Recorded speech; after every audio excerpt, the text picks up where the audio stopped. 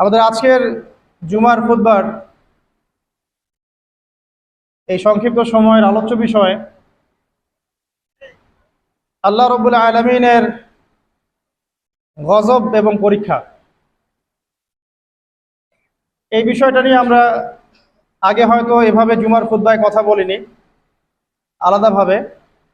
আজকে আমরা চেষ্টা করব ইনশাআল্লাহ তাআলা অল্প সময়ের মধ্যে পবিত্র কোরআন এবং হাদিস থেকে আল্লাহ রাব্বুল আলামিনের যে আযাব, যে গজব এবং গজব নাজিল হওয়ার কারণগুলো কি কি, এগুলো থেকে পরিত্রাণ পাওয়ার উপায় কি, এবং আল্লাহ পাক যখন মুমিন বান্দাদেরকে পরীক্ষা করেন তখন তাদের করণীয় কি, এ বিষয়ে ইনশাআল্লাহ তাআলা একটি সংক্ষিপ্ত সারগর্ভ আলোচনা উপস্থাপন করার চেষ্টা করব ইনশাআল্লাহ। ওয়া মা তাওফীকি ইল্লা বিল্লাহ আলাইহি তাওয়াক্কালতু ওয়া ইলাইহি উনীব। আমাদেরকে শুরুটা করতে হবে ইবলিস থেকে।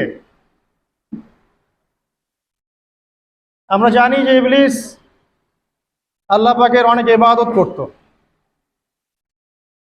এবং সে এক পর্যায়ে ফেরেশতাদের সর্দার পর্যন্ত হয়েছে। যখন আদম আলাইহিস সালামকে আল্লাহ পাক সৃষ্টি করলেন, আল্লাহ পাক সমস্ত মালায়েকাকে ডেকে বলেছিলেন যে আদমকে সেজদা করো, ফাসাজাদু ইল্লা ইবলিস। সবাই সিজদা করলো, শুধু ইবলিস করলো না।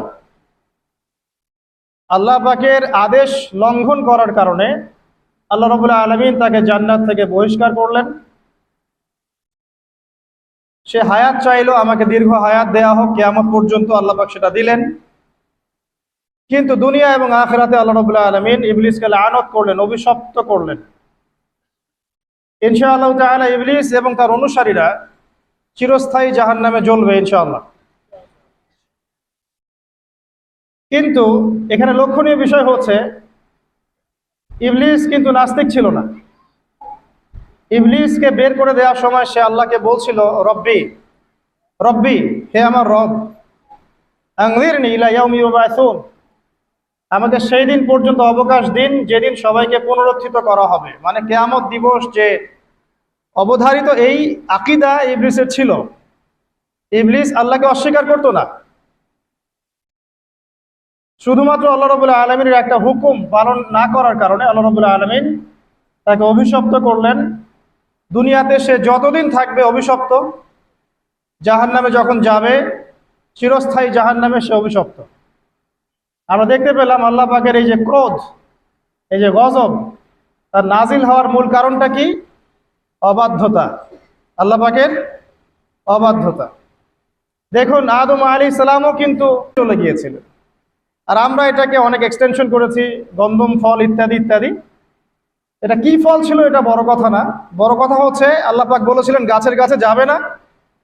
আদম এবং হাওয়া আলাইহিস সালাম তারা চলে গিয়েছিলেন।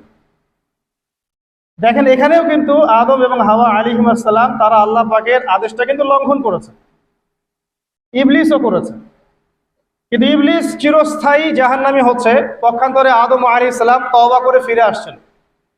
এই তওবা করার কাজটা কিন্তু ইবলিস করে নাই। তাকে যখন জিজ্ঞাসা করা হলো যে তুমি কেন সিজদা করলে না, যাকে আমি আমার দুহাত দিয়ে সৃষ্টি করেছি তাকে কেন সিজদা করলে না, কিসে তোমাকে নিষেধ করলো সিজদা করতে? ইবলিস তখন উল্টা যুক্তি দিয়েছিল যে খালাকতানি মিন নার ওয়া খালাকতাহু মিন তিন, আমাকে সৃষ্টি করেছেন আপনি আগুন দিয়ে আর আদমকে মাটি দিয়ে। ইবলিস নিজের দোষ স্বীকার না করে, তওবা না করে, উল্টা নিজের ভুলটাকে প্রমাণ করতে চাইলো যেটাই সঠিক। ইবলিস কিন্তু সীমা লঙ্ঘন করার কারণে চিরস্থায়ী জাহান্নামী হচ্ছে না, বরং তার ভুলের উপরে অটল থাকার কারণে হচ্ছে।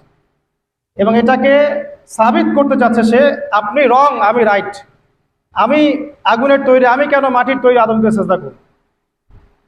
এই কারণে আবা ওয়াস্তাকবারা, সে উদ্ধত হলো এবং অহংকার প্রদর্শন করলো। এই দুটো কারণে সে মূলত জাহান্নামে যাচ্ছে। পক্ষান্তরে আদম আলাইহিস সালাম তওবা করেছেন, সাথে সাথে ভুল বুঝতে পেরে বলেছেন, রব্বানা যালামনা আনফুসানা ওয়া ইল্লাম তাগফির লানা ওয়া তারহামনা লানাকুনান্না মিনাল খাসিরিন। এই দোয়াটা তিনি পড়েছেন, আল্লাহ পাক তখন তাকে মাফ করে দিয়েছেন।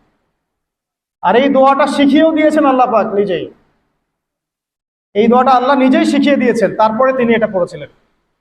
এখানে আপনি পার্থক্য বুঝতে পারছেন। আদম সন্তান ভুল করবে, এটা স্বভাব তার, আদম সন্তান ভুল করবেই। আল্লাহ পাক বলেছেন যে তোমরা যদি পাপ না করতে তাহলে আল্লাহ পাক অন্য কোনো সম্প্রদায়কে নিয়ে আসতো, যারা পাপ করে তওবা করতো, আল্লাহ ওদেরকে মাফ করে দিতেন। আল্লাহ পাকের এত দয়া। পক্ষান্তরে ইবলিস কিন্তু এই কাজটা করেনি। এখানে পার্থক্য আমরা বুঝতে পারছি যে আদম সন্তান আদম আলাইহিস সালাম তিনি তওবা করে ফিরে এসেছেন।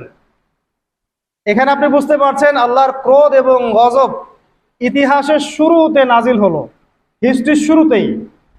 যদি আপনি আদম সৃষ্টি থেকে শুরু করে কিয়ামত পর্যন্ত একটা ইতিহাসের বই চিন্তা করেন, তাহলে প্রথম পৃষ্ঠাতেই এই ঘটনা। প্রথম পৃষ্ঠাতেই ইবলিস অবাধ্য হলো, আল্লাহ পাক রাগান্বিত হলেন। তাহলে আল্লাহর ক্রোধ এবং গজব নাজিলের প্রথম কারণ কি? আল্লাহর অবাধ্যতা এবং অহংকার, উদ্ধত আচরণ করা, আল্লাহর আদেশ নিষেধ না মানা। সিম্পল, আল্লাহ পাকের আদেশ নিষেধের পরোয়া না করা, এটা হচ্ছে গজব নাজিলের প্রধান কারণ। আর ক্ষমা প্রাপ্তির প্রধান কারণ কি? তওবা। আদম আলাইহিস সালাম তওবা করেছেন, আল্লাহ পাক মাফ করে দিয়েছেন। এবার সামনে যাই।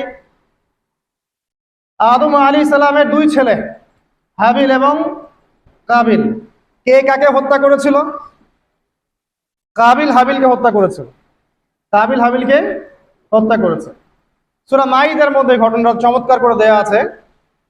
যখন কাবিল হাবিলকে হত্যা করতে চাচ্ছিল, আর এটা কোনো মেয়ে সংক্রান্ত বিষয় ছিল না যেমনটা অনেকে বানিয়েছে, এটা ছিল এই কারণে যে হাবিলের কুরবানি কবুল হচ্ছিল, আর হাবিল কুরবানি করছিল আল্লাহকে সন্তুষ্ট করার জন্য, আর কাবিলের কুরবানি কবুল হচ্ছিল না। তখন কবুল হওয়ার নিদর্শন ছিল যে ওই জবাই করা পশুটাকে আসমান থেকে কোনো আগুন এসে খেয়ে ফেলতো।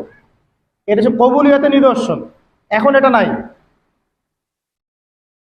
তো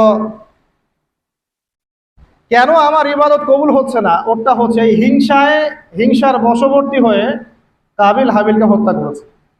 আর হাবিল বলছিল যে তুমি যদি আমাকে হত্যা করার জন্য হাত বাড়াও, আমি তোমাকে হত্যা করার জন্য হাত বাড়াবো না। এটা ছিল হাবিলের কথা। কাবিল যখন হত্যা করে ফেললো, এরপর সে তার ভাইয়ের লাশটা নিয়ে বসে আছে। লাশ কিভাবে দাফন করতে হয় এটা তার জানা নাই। আল্লাহ পাক তখন কাককে পাঠালেন। কাক অনেক প্রাচীন প্রাণী, মনে হয় আমাদের চেয়ে আগে হয়তো বা পৃথিবীতে কাক ছিল, হতে পারে, আল্লাহ ভালো জানেন। আল্লাহ পাক কাককে তখন পাঠালেন। সে তার ঠোঁট দিয়ে মাটি খুঁড়ে দেখিয়ে দিল কিভাবে মাটি খুঁড়ে দাফন করতে হয়। সুবহানাল্লাহ। শিক্ষা আমাদের চারপাশে আছে। প্রকৃতি থেকে আল্লাহ পাক শিখতে বলেছেন। পাহাড় থেকে শেখেন কিভাবে দৃঢ়তার সাথে দাঁড়িয়ে থাকতে হয়। মানুষ সমালোচনা করবে, আঘাত করবে, অত্যাচার করবে, এরকম ঢিল আপনার গায়ে লাগবে, ঢিল ভেঙে চূর্ণ বিচূর্ণ হয়ে যাবে, পাহাড় দাঁড়িয়ে থাকবে। সমুদ্রের কাছ থেকে শেখেন বড় মন, আকাশের কাছ থেকে শেখেন, পাখির কাছ থেকে শেখেন। এগুলো কিন্তু কোরআনে আছে, আমি বানিয়ে বলছি না। আল্লাহ পাক প্রকৃতি থেকে শিখতে বলেছেন এবং সফর করতে বলেছেন। ওয়াসিরু ফিল আরদ, তোমরা জমিনে সফর করো বেশি বেশি। যুব সমাজকে এখন বলবো যে আপনারা এই ডিভাইসে এডিক্টেড না হয়ে ঘোরেন, দেশটা ঘুরে দেখেন, জেলায় জেলায় ঘোরেন, সফর করেন, ঘোরেন। এতে করে আপনাদের মাইন্ড ফ্রেশ হবে, ডিভাইস এডিকশন কম হবে, আল্লাহ নিদর্শনগুলো দেখবেন, শিখতে পারবেন।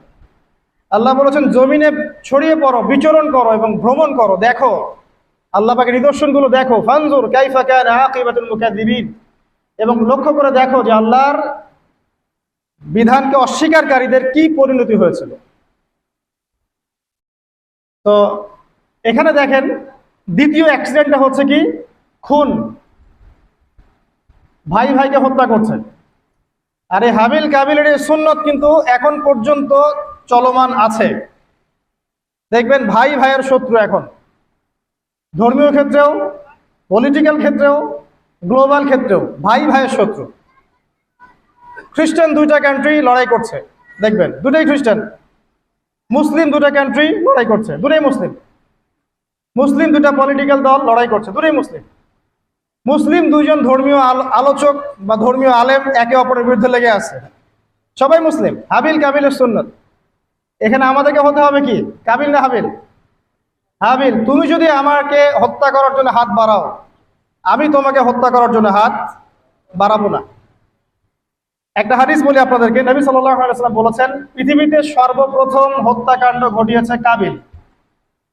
এই কারণে পৃথিবীতে কিয়ামত পর্যন্ত যত মানুষ খুন হবে, সমস্ত এই পাপের একটা একটা করে অংশ কাবিলের আমল নামায় যুক্ত হবে। নাউযুবিল্লাহ। এই হাদিস জানতেন? নবীর সন্তান কাবিল কিন্তু নবীর সন্তান। তো ভাষা, বংশ, রক্ত এগুলো কিন্তু আল্লাহর কাছে হক এবং বাতিলের মানদণ্ড না, তাকওয়া ছাড়া। যাই হোক, সামনে